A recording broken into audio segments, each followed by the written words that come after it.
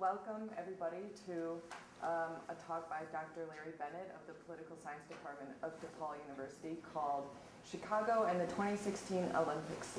Why host the Games? How should we host the Games? What should we accomplish by hosting the Games? This event is the second event of Displacement Week, which is happening all this week here on the university campus. And the purpose of this week is to have a series of events around the issue of displacement caused by economic development. And this entire week has very many generous sponsors, including, I will list them quickly, Human Rights Program, Committee on Southern Asian Studies, Chicago Studies, Center for Latin American Studies, Southside Solidarity Network, Center for International Studies, Students for Human Rights, and Students Organizing United with Labor. We do have one more event tonight after this talk. At 9 p.m. we'll be screening the film Dislocation, which is a documentary by Sudhir Venkatesh. And so with that, I will pass this over to Larry Bennett. Oh, and Sarah, I'll give you a few more of these if you want. Yeah, if anybody wants them. It's very nice of you to come out tonight in this kind of weather. And you look like a friendly crowd. I drove down here to talk to a sociology class a number of years ago, and I think it was before you could easily access the campus map on the internet. So I was parking, took a long time to find where I was supposed to go. Coming from the north side, by the time I got into the building, I really had to go to the loo that day before talking.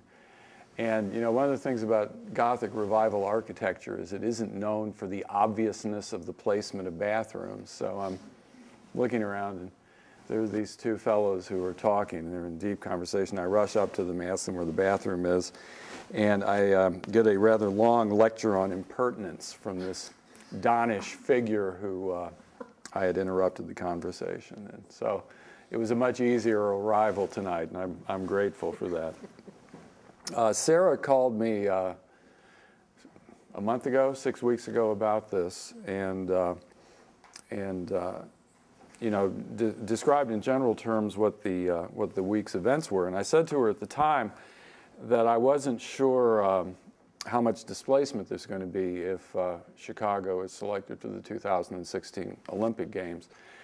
And I think that I'm rethinking that point a bit, and I will invite you to interrupt what I have to say with questions, and I'm sure that there'll be time for a Q&A afterwards. But the approach that I'm taking to this is to talk about the plan that the Chicago Olympic Committee and the City of Chicago appear to be putting together, and to consider that from the standpoint of some of the recent Olympic Games, principally Summer Olympic Games. And we can talk a bit about some of the details of the plan and what I see as some of the main neighborhood development issues. And some of this has to do with displacement, some of this has to do with some related issues, but I think that they're also of importance. Let me note that what I've been reading in the last few days, which is a very interesting document with regard to displacement issues in particular in the Olympics, is this report that was produced by the Center on Housing Rights and Evictions, which is based in Geneva, Switzerland. And the document was produced in June '07. Has a rather long title. It's Fair Play for Housing Rights, Mega Events, Olympic Games and Housing Rights, Opportunities for the Olympic Movement and Others. And I swear that is the end of the title, but it does go on that long. But there are discussions of the Olympic Games in Seoul, Barcelona, Atlanta, Sydney, Athens, the upcoming Beijing Games, and also the London Olympics in 2012.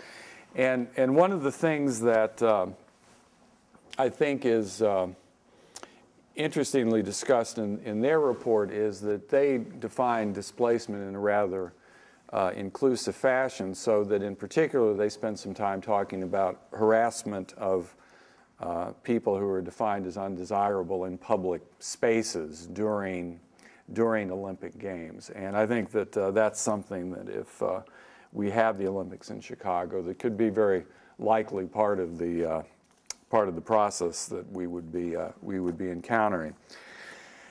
What I'd like to take a few minutes at the outset to do is to talk about some contextual issues that affect the way in which Olympic Games are delivered and the impact that they may have on cities and on their neighborhoods.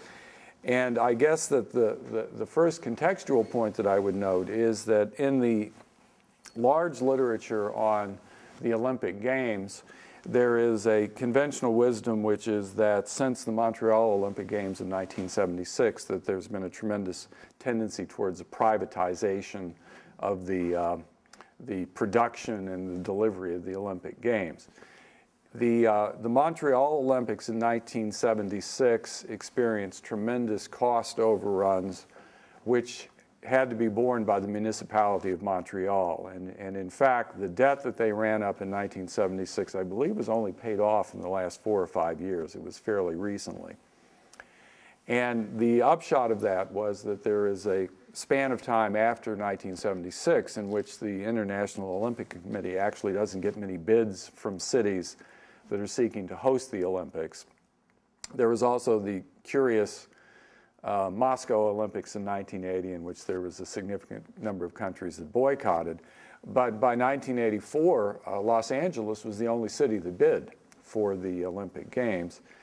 And the Los Angeles Olympic Games are frequently characterized as the model for subsequent Olympic Games because there was a very limited public commitment of funds. There was very little involvement of the municipal government in the Los Angeles Olympics. And this was basically a private production, if you will. The fact of the matter is that there is a lot of variation since Los Angeles with regard to the privatization of the Games. And as kind of a general rule, I think, some Olympic Games are essentially national bids in that in the case of 2004 in the Athens Games and also with the Beijing Games upcoming this year, in effect, it was the Greek state, it's the Chinese state that were bidding on the Olympic Games. And these Summer Olympic Games in which you have a heavy degree of national government sponsorship are not particularly privatized. They are Olympic Games in which there is a lot of public sector involvement. The other kind of Olympic game, if you will, since 1976 or 1984 is the more private kind of production, such as the Atlanta Olympic Games of 1996. And I think that the Chicago Games as a locally sponsored event are also going to be reasonably private, although again there's a fair amount of city involvement with the planning up until this point. The National Olympic Games versus these locally driven Olympic Games I think also vary. And another point, the ones that tend to get picked up by the nation state have big cost overruns. And the Beijing Olympic Games, I believe the most recent estimate is that they're coming in at about $40 billion, a remarkable sum. The London Olympics, I think, were originally estimated to cost about $16 million, and I think that $16 billion, and I think that figure is up to $6 billion, is up to $18 billion at this point. So there tends to be higher costs associated with the games that are in effect sponsored by the national government. The locally sponsored games tend not to cost as much. And in effect, I think that there's a very decided incentive for a city like Atlanta or a city like Chicago or a city like Los Angeles to avoid the situation that Montreal experienced in 1976. So the local games, if you will, such as the one in Chicago, are likely to cost less money. But even between Atlanta, which is the Olympic Games that are probably most comparable to what we're going to have in Chicago, there are clearly differences. The municipal government in Atlanta had virtually nothing to do with the planning and the operation of the Olympic Games there. There is a major legacy public space in Atlanta, which is the Centennial Olympic Park. This was a proposal that came out of the private group that sponsored the Olympics. The City Hall in Atlanta had not heard about the Centennial Olympic Park until the day that it was announced by the private group that was delivering the games. The municipal government was that disinvolved. And what we are seeing, I think, in Chicago is an effort in which there is certainly a very significant private participation in the 2016 Chicago committee, but the municipal government is pretty much up front in terms of the early work on these games. And if there are two figures who were associated with the Olympic effort in Chicago at this point, one of whom is Patrick Ryan, who's a former insurance executive, who's the chair of the Olympic Committee, but Mayor Daley is very closely involved with the Olympic effort. And if you look at the website for the 2016 committee, it's Ryan and Daley who are the two figures that are present. And in one sense, I think that this is a desirable thing from the standpoint of neighborhood groups or activists, because I think to some degree the city of Chicago is going to have to take responsibility for what's done. And I think that that probably means that local groups have more leverage than if this was simply a privately delivered event, in which it would be more difficult to pin down responsibility on the sponsors. There are some other variations in Olympic Games that are worth noting as well in terms of the venue and site planning. There are Olympic Games in which there is a much more centralized approach to the development of the venues and the Olympic Village, and basically the organization of the physical space for the games. The Munich Olympics in 1972 were quite centralized. The Olympic Stadium, the Olympic Village were in the same place. The Sydney Games in 2000 also had something of that character, in that a Olympic Park was created on the outskirts of Sydney, and a considerable portion of the main events were conducted there, and the Olympic Village was located there. The contrast would be with Barcelona in 1992, in which the municipal government basically developed four sections of the city for different components of the Olympic Games. The Olympic Village was separated from the Olympic Stadium by some distance. The other kind of variation you see is between cities, in which there is a lot of new construction, in which there is a considerable amount of reuse. They are building a hell of a lot in Beijing, and that's one of the reasons why it's gotten so expensive. And it's a showcase event for the Chinese. They feel that this is going to be a way to demonstrate the progressiveness and the modernity of the country. In 1984 in Los Angeles, there were no major structures that were built for the Olympics. One of the ways in which they kept the cost down was basically by reusing facilities. And indeed, the Los Angeles Coliseum, I think it's still called the Los Angeles Coliseum, had been built for the 1932 Olympics that had been held in Los Angeles, and they put a little money into renovations for 1984 and used the same Olympic Stadium. In a lot of ways, Chicago's bid is an intermediate bid in terms of centralization, decentralization, building of new facilities as opposed to reusing facilities. The Olympic proposal from Chicago emphasizes that most of the venues are in the city, and many of them are close to Lake Michigan, and that there is going to be a tremendous urban panorama as the background for the Olympic Games. But in fact, the Chicago proposal separates the Olympic Village from the proposed Olympic Stadium by several miles. And there are a considerable number of venues that are located away from central Chicago. In fact, as far away as Minneapolis, Minnesota, where a few of the preliminary football matches are going to be played at the University of Minnesota football stadium. Our kind of football stadium, but soccer is what I'm referring to. The Chicago Olympics also have a relatively limited program of construction. There's going to be quite a bit of reuse of facilities, although there will be some relocation. Now, if you take a look at the fact sheet that I put together for this, you have a map on one side, and this is a map that I downloaded from the Chicago Organizing Committee's report to the International Olympic Committee that was filed January 15th this year. And you get a sense of the relative centralization of events. There are going to be quite a few events that are at McCormick Place and in downtown or near South Side Chicago. The Olympic Stadium, of course, is proposed for Washington Park, just to the west of this campus. There are a few events that are going to be in Douglas Park, and then there are a scattering of events that are going to be in the exterior metropolitan region, or as I say, up to Minneapolis in one particular case. And then on the other side, I've noted some of the details. There are going to be 16 venues that are constructed for the events. 11 of them are temporary, 5 of them are permanent. And curiously, the Olympic Stadium, which is characteristically been described as a temporary facility, is identified as a permanent facility in this report that was filed with the IOC.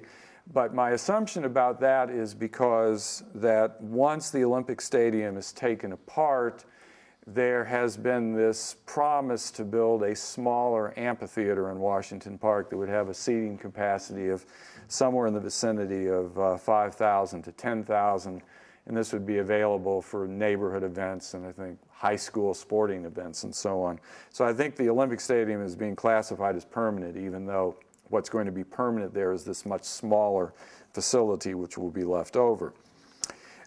You will note in terms of the cost estimates that compared to some of the most recent or upcoming Olympics, the construction cost estimates are pretty minimal. The temporary facilities come in at about $150 million.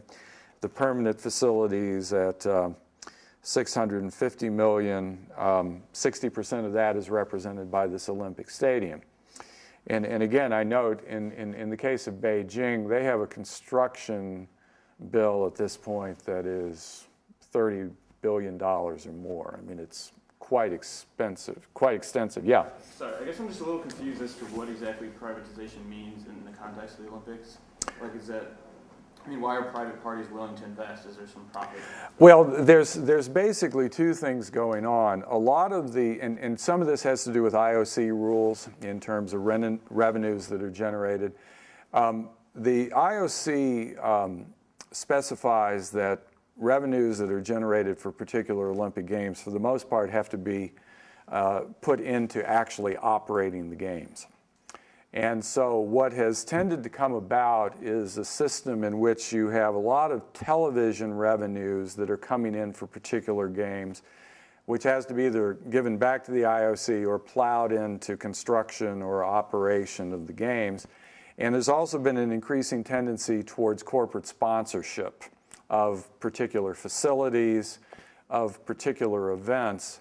And corporate sponsorship, I think, had been introduced in Los Angeles in 1984 and has become a big revenue generator. It had gotten to the point at some point in the recent past that the IOC has actually put in some new rules to limit the amount of corporate sponsorship because there have been complaints that you can't walk around in Olympic Games without seeing the logo for some international corporation. And I believe that in the case of the Chicago Olympics, there are going to be 10 principal corporate sponsors. So the privatization is partly a function of generating revenues to run the games and also to keep the IOC afloat. And what we will also see with regard to the construction of facilities at the Chicago Olympics, if Chicago is selected, all of these venues, with the exception of one, are going to be privately financed. The Park District has made a commitment of $15 million for the aquatics facility in Douglas Park, but if you actually look at the January 15th report, the itemization of all of the other new venues is that they are going to be privately financed. Now, there's no specification of where that money is coming from at this point, but it's quite privatized from the standpoint of operational expenses, in this case in terms of actually financing construction of facilities.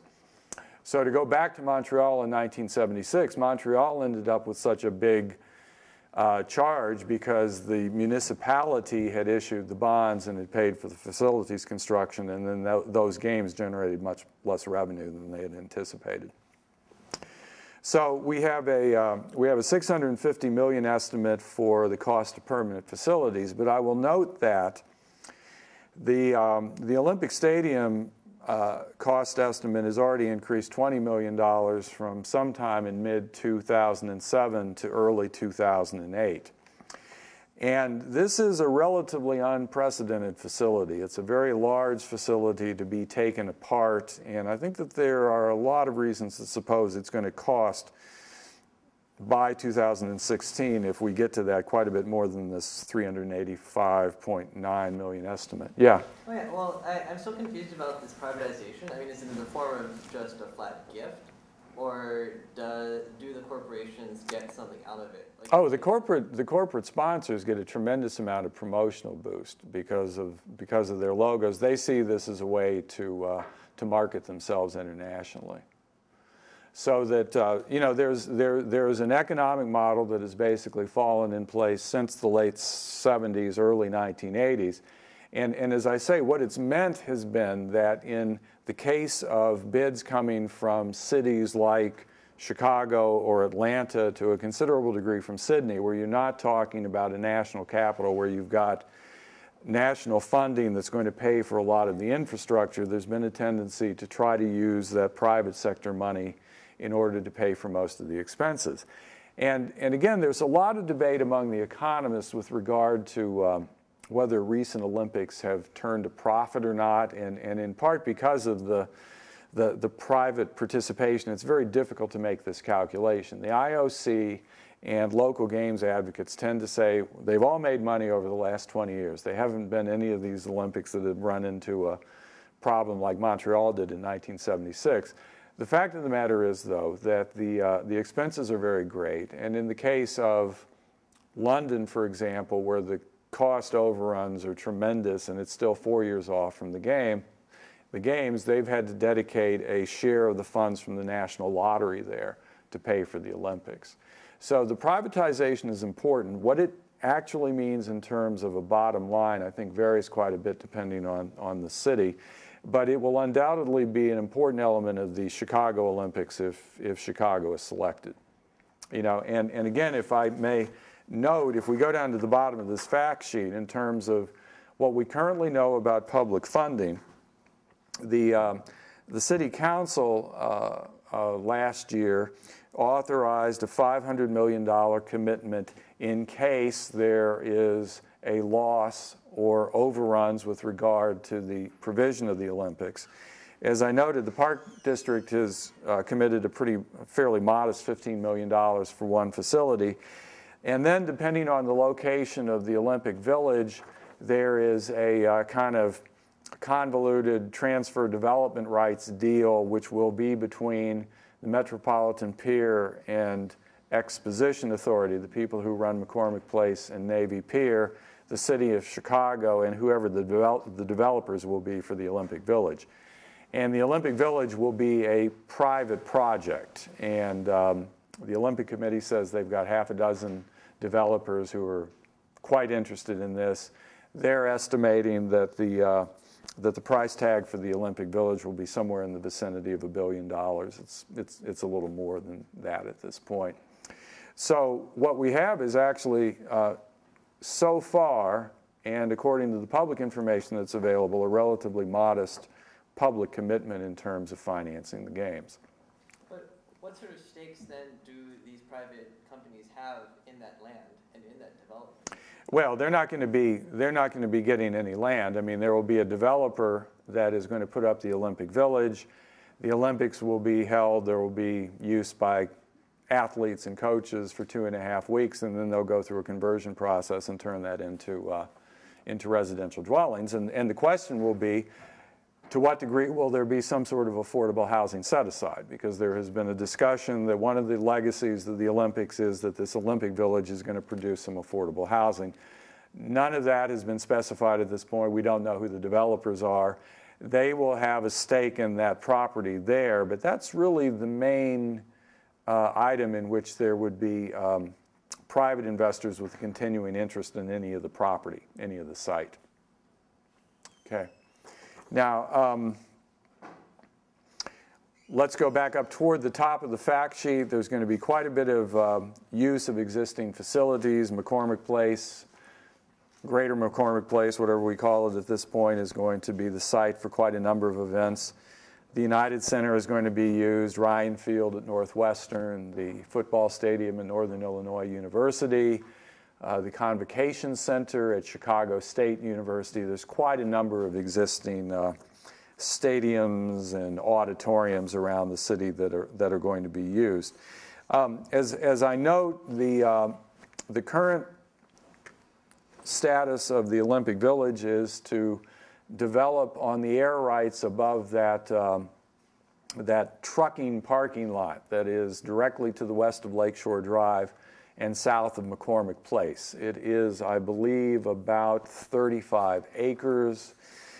There have been renderings produced by some architects of what it would look like. The thing about the Olympic Village site is that it's going to be a pretty complicated construction project because that parking ensemble is going to remain there and they're going to be building on top of it. The thing that has been kicking around for several months is the Michael Reese Hospital site, which is basically directly to the west of this truck parking area that the Olympic Committee has talked about as the Olympic Village. As I think many of you probably know, Michael Reese is operating at much less than capacity. It's a privately owned and for-profit operation at this point, and I think the owners are seriously countenancing unloading that property. Now, whether or not this would mean that there would be an inclination to increase the size of the Olympic Village site and incorporate both this parking area and the Michael Reese property, or whether, because the Michael Reese site is as large as the parking area that was initially announced, there might be a decision to go with Michael Reese, which would be a much less complicated project from the standpoint of construction. I don't know. But there is certainly some uncertainty at this point about the precise location of the Olympic Village, and there's not a whole lot of information about the details of how it would be developed.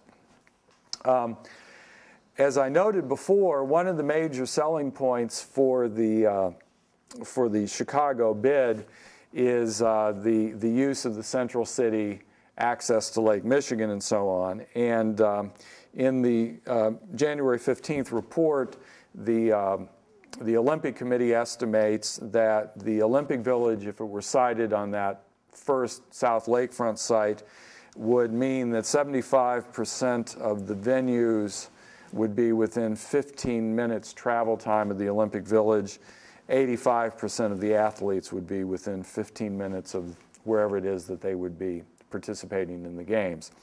And there's some contingencies attached to that. There's one estimate that with dedicated transit lines, 91% of the athletes would be within 15 minutes of where they were performing in the games. Okay, we've talked about the public funding. There are many other details. What I decided I'd try to do is compress this into a single page. And so there may be some more questions that I can answer in terms of other elements of the proposal at this point. But why don't I raise 4 issues which I think are significant issues from the standpoint of Chicago's being selected and actually hosting the games and neighborhood impact. The major facility that would be constructed for the Chicago Olympics are the Olympic Stadium, which would be in Washington Park, and it would be this quite large 80,000 capacity temporary facility that would be put up for the Olympics, used for a relatively short period of time, and according to the Olympic Committee would be taken apart. And there has been talk that it could be taken apart and rebuilt in some other location. I'm rather dubious that that would be the case. The thing that's kind of interesting about this temporary stadium proposal is that with regard to Olympic Games, but also with regard to many sports development initiatives, one of the selling points that is often made to neighborhoods is that once you get this facility is going to be a permanent generator of economic activity within your community. And yet in this particular instance, because I think there was a considerable concern that the stadium was basically too large for the site in Washington Park, exactly the opposite commitment has been made, that we're going to build this stadium, it's going to be a great stadium for the Olympics, but then we're going to take it apart and you're not going to have to live with the thing. So that in one sense, what's being done with the stadium proposal in Chicago is an inversion of the usual logic of this sort of thing, which is that the facility brings permanent economic activity. The community is presumably going to get a nice small-scale amphitheater afterwards. But this whole process as it's laid out, I think, raises some kind of interesting questions in terms of the neighborhood impact, because it will take a couple of years to build this temporary facility. It's going to take some amount of time to unbuild or debuild this thing or take it apart, whatever you want to call it. And you wonder whether this process in itself, which has to extend for at least 3 or 4 years, isn't going to have a fairly deleterious effect on surrounding areas. And I also wonder if in putting together the stadium, they're going to have to use some of the adjoining blocks as some kind of staging area for the construction, or whether that's simply going to be carried out on the park. At the very least, for the short run, quite a bit of Washington Park isn't going to be available to the neighborhood, but it strikes me that this proposal may actually have a longer-term negative impact in terms of taking this public space out of circulation.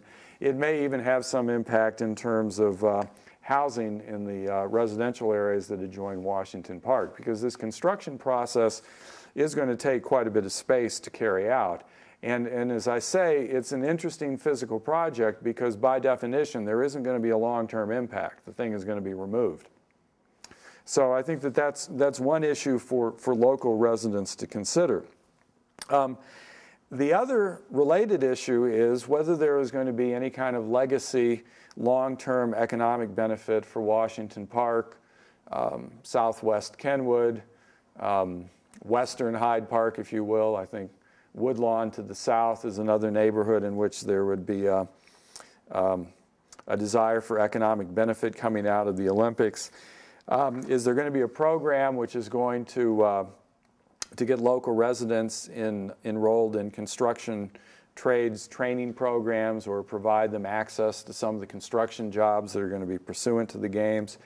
Is there going to be an effort at trying to stimulate local business for various kinds of entrepreneurial concerns, caterers, providers of security for the Olympics?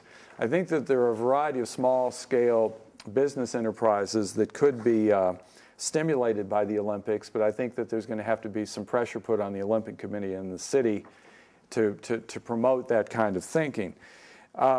I should note, by the way, that there's the pretty good report that was put together by the Chicago Urban League last year that looked in particular at the question of access of minorities to jobs and to business opportunities in association with the Olympic Games. And for some of you who are interested in that particular question, what the minority business impact would be, looking at the Urban League report from 2007 would be useful.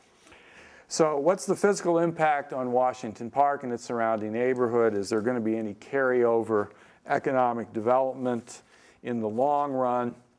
The Olympic Village, displacement, question mark, placement. My ongoing thinking about this has been that, well, going back to that initial conversation that Sarah and I had, there is no mandate by the International Olympic Committee that you have a single Olympic Village. That is sort of a precedent that was established, in fact, by Los Angeles. Los Angeles in 1932 created an Olympic Village, and that has become kind of a standard feature of Olympic Games.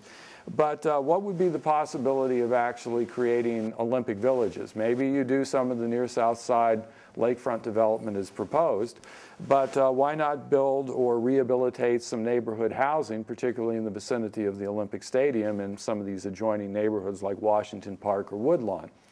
There's quite a bit of open space in a number of these adjoining neighborhoods, as you know. There's quite a bit of abandoned housing, and it seems to me that there's also some prospect of doing new construction and rehabilitation, and this is housing that might be dedicated to affordable housing once the Olympic Games were carried out. And you might also be able to incorporate some trades training opportunities and local employment as you're doing the building for these components of the Olympic Village that would be closer to the south side venue, particularly the Olympic Stadium. So I think that there are some questions to be raised about the necessity of that particular kind of Olympic Village. And then the last point that I will note is the question of neighborhood consultation. The city of Chicago is pretty good at many things. Neighborhood consultation is not one of them. It is not a city in which we have formalized neighborhood councils.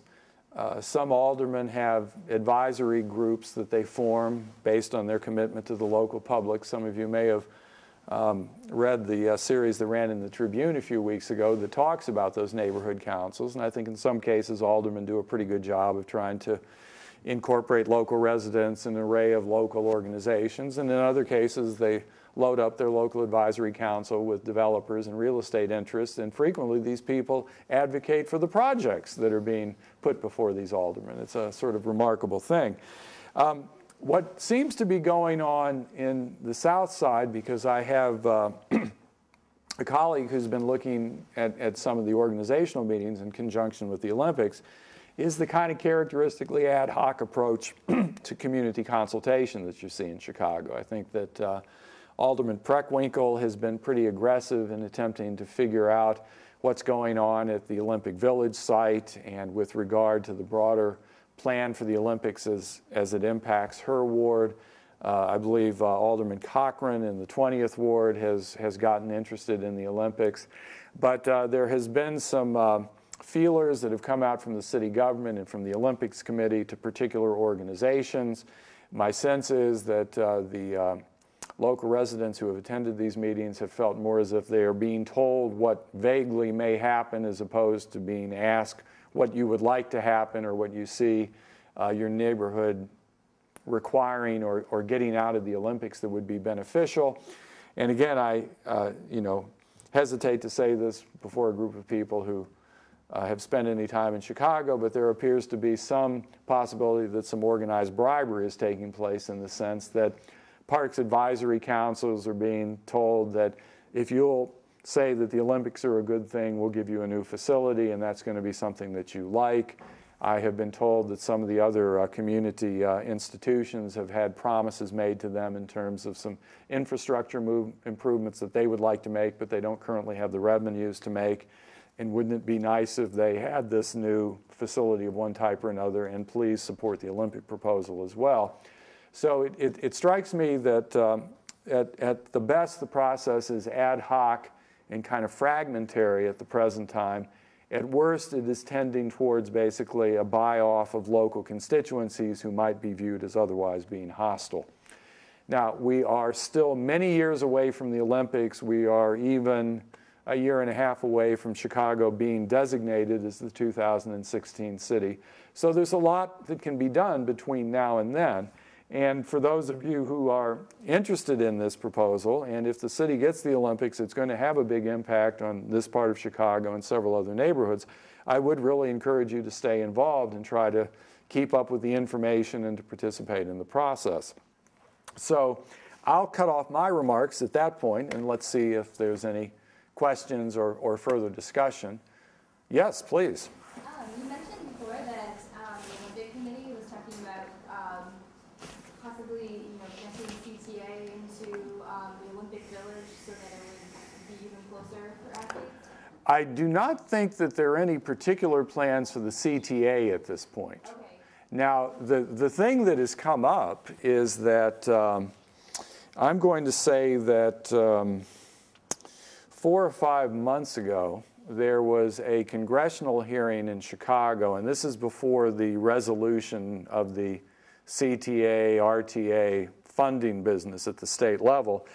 And at these hearings, there were a number of congressmen who offered the position that if Chicago's mass transit wasn't improved significantly, that was going to be a definite debit against it in terms of its proposal.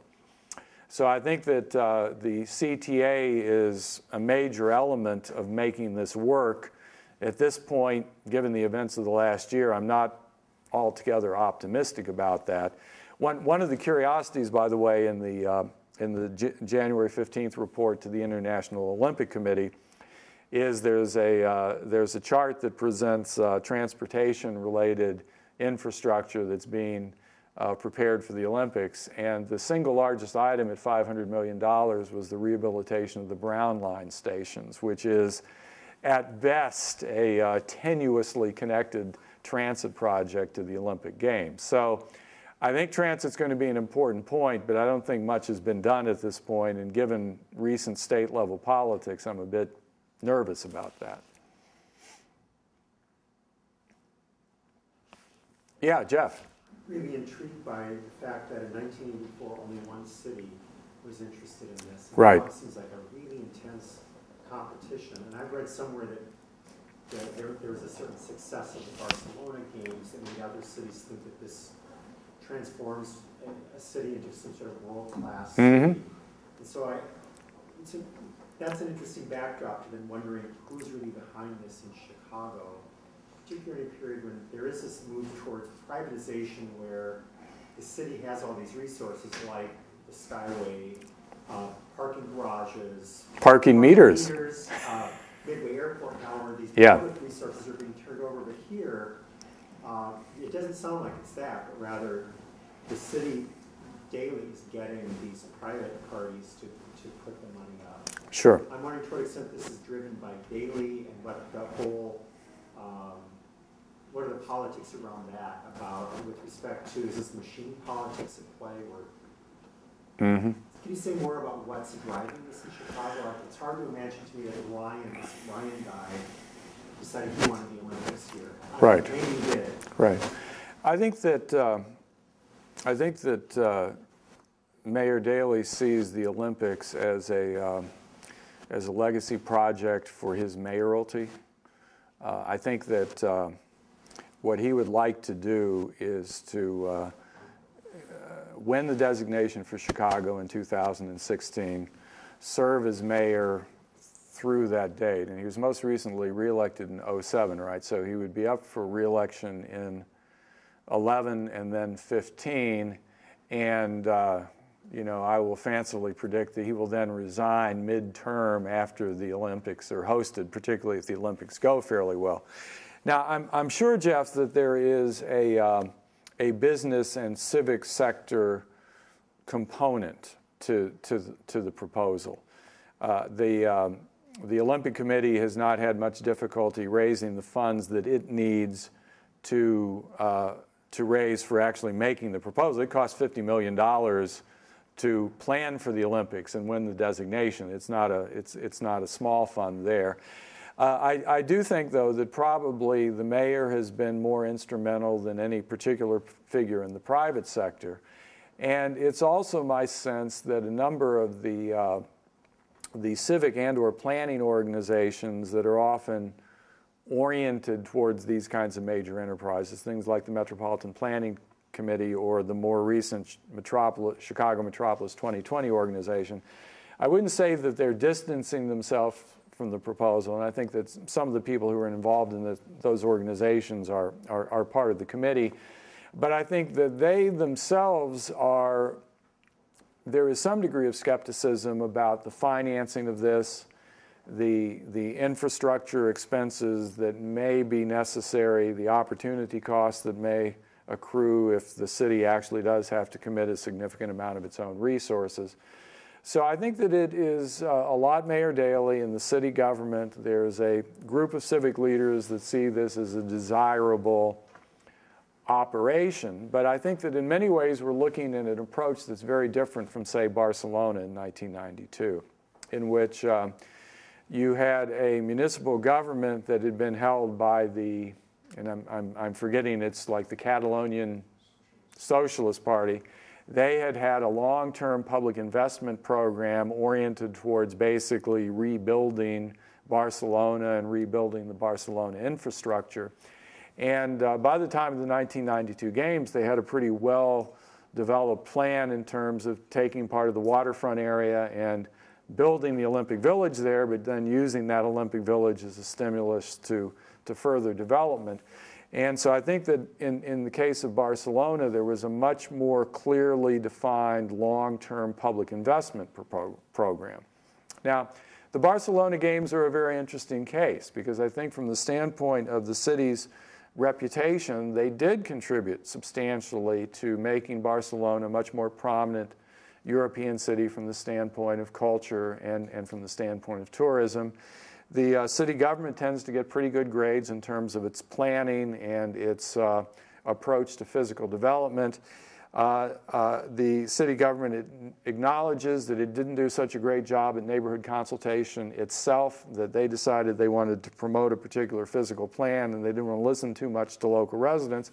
And there has been a lot of housing inflation in Barcelona since those games. And so you total up the pluses and the minuses, and I think that Barcelona would probably represent one of these cities that has gained more than others from hosting the games, but it was not an unmixed blessing. And I think particularly from the standpoint of housing costs, there is a significant segment of Barcelona's population that found itself worse off in terms of having to pay more for housing or having to scramble more in terms of finding desirable housing.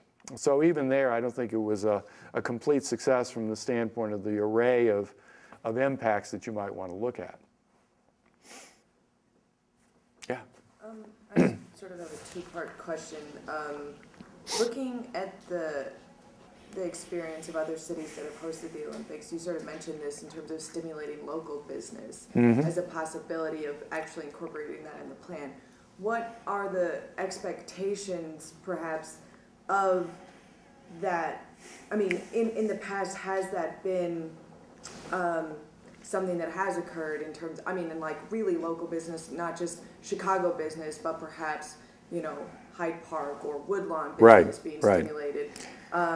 Local hiring, you know, is that something that's been common in past city experiences? Efforts have been made, and the efforts have not been altogether effective. Okay. And in the Urban League report, they spend quite a bit of time talking about problems at the Atlanta games, in which the city government had this nominal commitment to minority hiring and minority contracting, but the fact of the matter was they didn't really control the process very much, and there was a whole lot less of that occurred than their nominal commitment. And then there was this other issue of street vendors.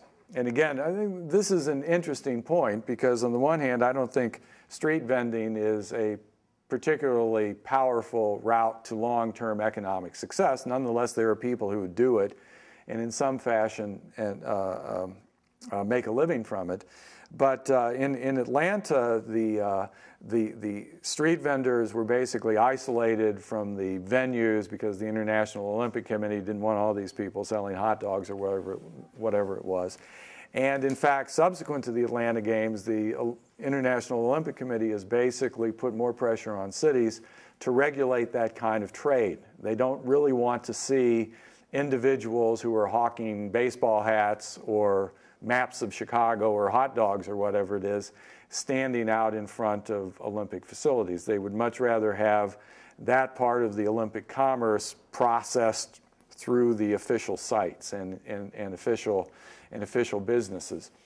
So I think that that's going to be a tricky question in Chicago as well. And I think that there are some things that can be done in terms of creatively looking at the short-term impact and trying to stretch that out. As I say before, I think recruiting people into the construction trades is a desirable way to open up an economic niche, but you can't simply start trying to hire people 3 months before the games. I mean, you got to get people into these trades in the first place. You have to have some commitment to hiring, and once people have this experience, they can go on, and even if they aren't working specifically in Washington Park, they can work in other parts of the city in construction trades. I think that there needs to be a fairly careful analysis of the kind of small entrepreneurial activities which might benefit in the short run for the games, but these are also businesses that could continue to thrive in the neighborhood or in a broader catchment area in the city. And I don't think that there's been much experience with doing this successfully, but I think it's something that ought to be a major focus if we're talking about this as something more than just the the circus coming into town and then leaving town, and that's about the impact of it. I wonder on that subject why you haven't mentioned the Chicago 2016 Olympics neighborhood funds that have been announced. Oh, okay. Yeah. An extension of the Model Communities Program by MacArthur and Tribune, Polk, and Community Trust. Yeah. A specifically special fund extending the existing Model Communities Program into the list. Yes. Which touches on all the That was sheer forgetfulness on my side. Yeah. Because it's quite unprecedented that a group of private foundations now have stepped in and said, we'll start with $3.5 million, but we'll probably get 10 or 12 million, exactly on these topics, on displacement, on training, on ensuring that the community planning is there, et cetera. We're going to step in and mediate this process with the city in 2016. And that may be the most hopeful element of this, particularly from the standpoint of consultation, but also in terms of impact. And I'm glad you brought that up. I simply, yeah. I didn't know if you were skeptical or not. No, I was not expressing skepticism so much. We'll have to see how it plays out. But I think that it is certainly one of the more encouraging pieces of this.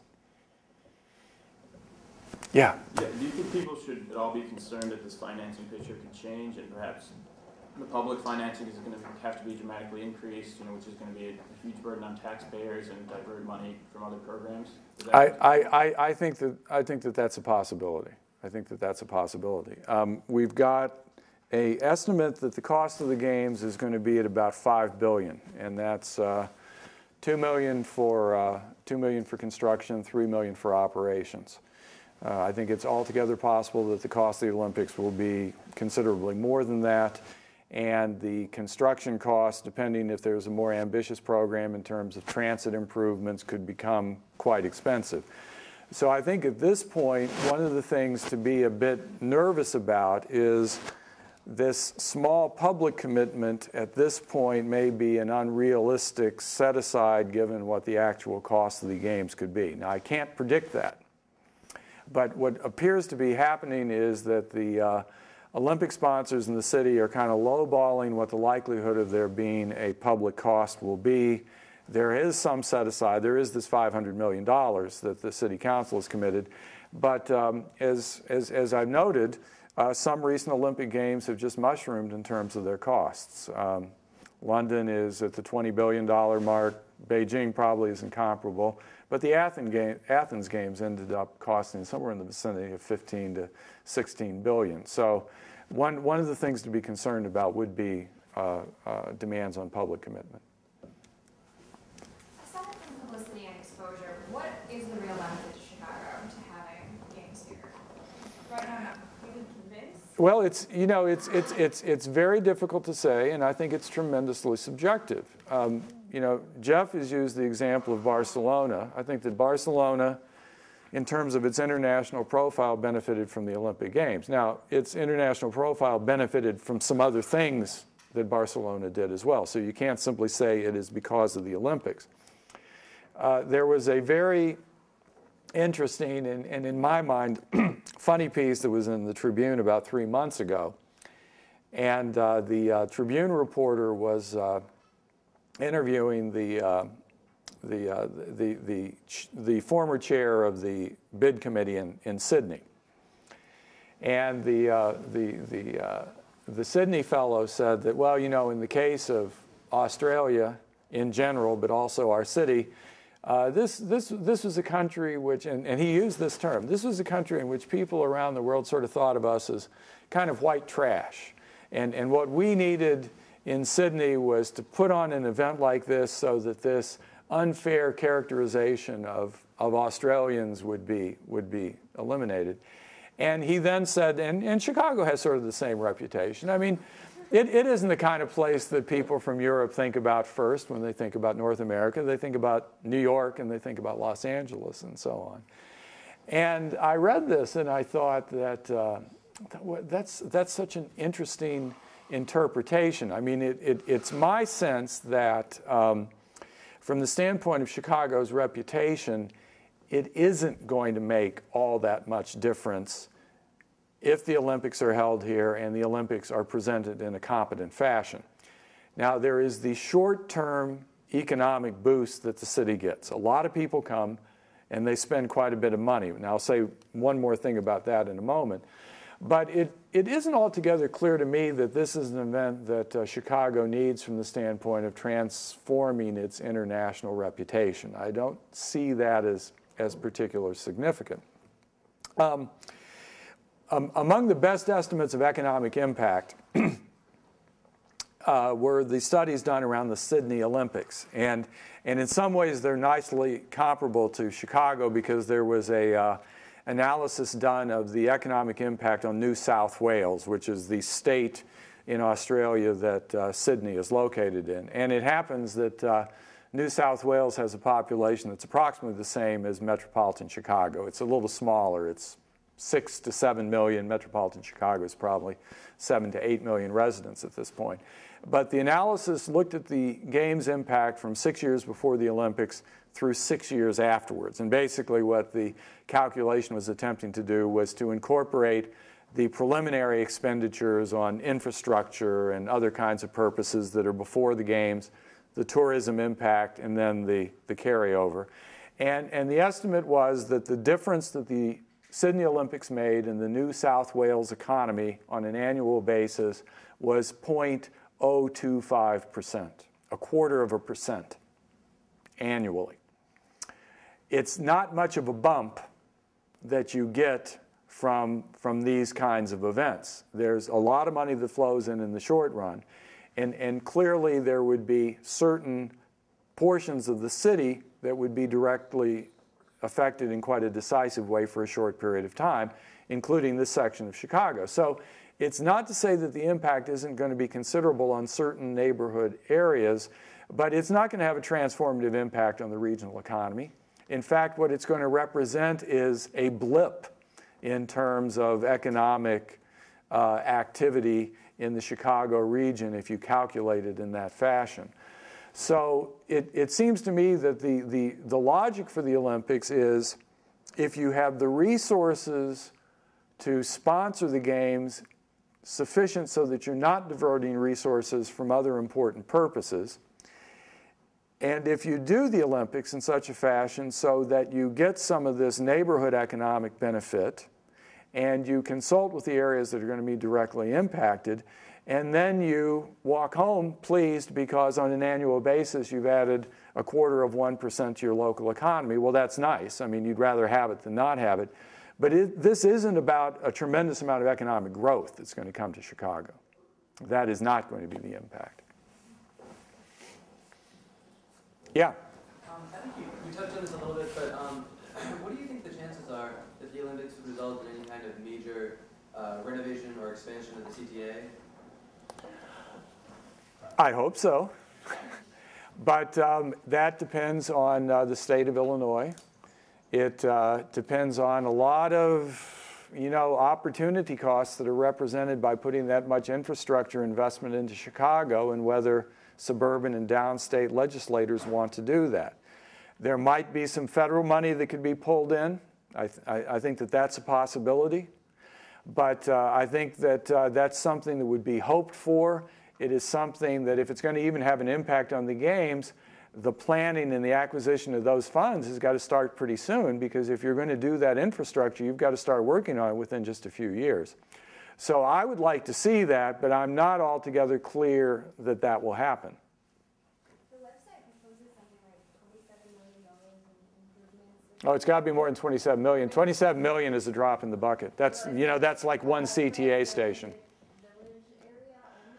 Well, it might be. It might be some sort of local access for the village. So my question would be if you're going to improve the CTA in that one area, because the CTA is so underfunded in general, that if you kind of overfund this one area, that it'll take away from the other areas of the city that maybe aren't particularly touched by the Olympics? Well, here's the thing, and I'm unfamiliar with that particular figure, and I don't know what it's for, so it's speculative. I mean, don't worry about 27 million. You know, what was it Everett Dirksen said many years ago? I mean, you take $50 million here, $75 million there, you get into real money after a while. I mean, 27 million is a couple of CTA stations getting renovated, and it's real money. But that's not going to be the kind of CTA improvement that's going to take money from other places or unbalance the system. You know, the bigger issue, I think, in terms of CTA development in Chicago is what we have is a kind of emergent constituent war over alternative ways of increasing the system. There's a proposal to extend the Red Line farther into the south side of Chicago. Mayor Daley is very keen on this idea of what's called a circle line. There are some proposals to extend the blue line farther out into the suburbs. I don't think all of these things are going to get funded in the next 10 to 15 years, and so the question becomes which make most sense, which ones are going to have the most political leverage in terms of becoming the priority item. I wouldn't bet against the circle line myself, but we'll see, you know, we'll see what happens.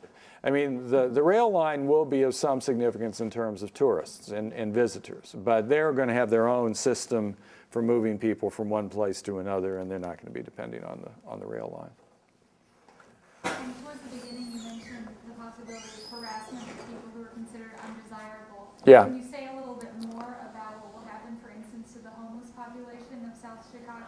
Well, look, it's 8 years in advance, so I hesitate to guess, but you know, it's my strong suspicion that there will be quite a concerted effort by the city, because the city is going to be involved in this, in basically clearing public spaces.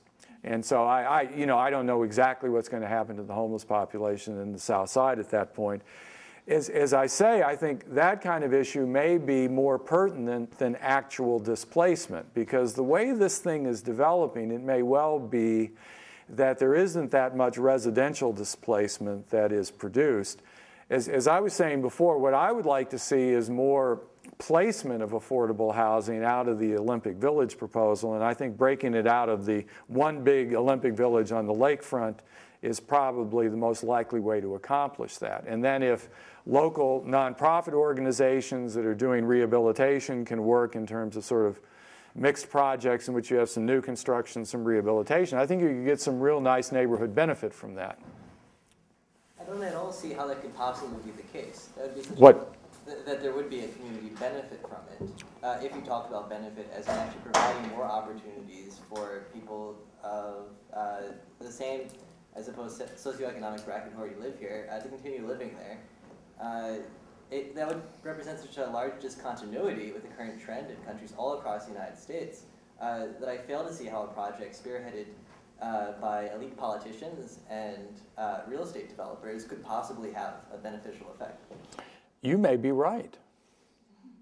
You may be right, but we might all reconvene in this room in 15 months, and the city has been designated. And so what I've been talking about tonight is how do you make the most of this if it comes?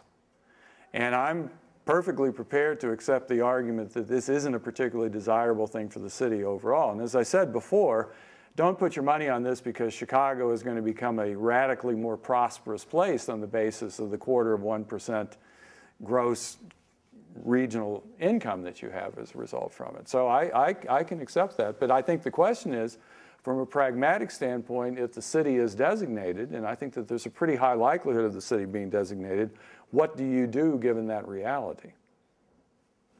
Can you talk about the impact of housing inflation, short-term and long-term, in other past recent Olympics?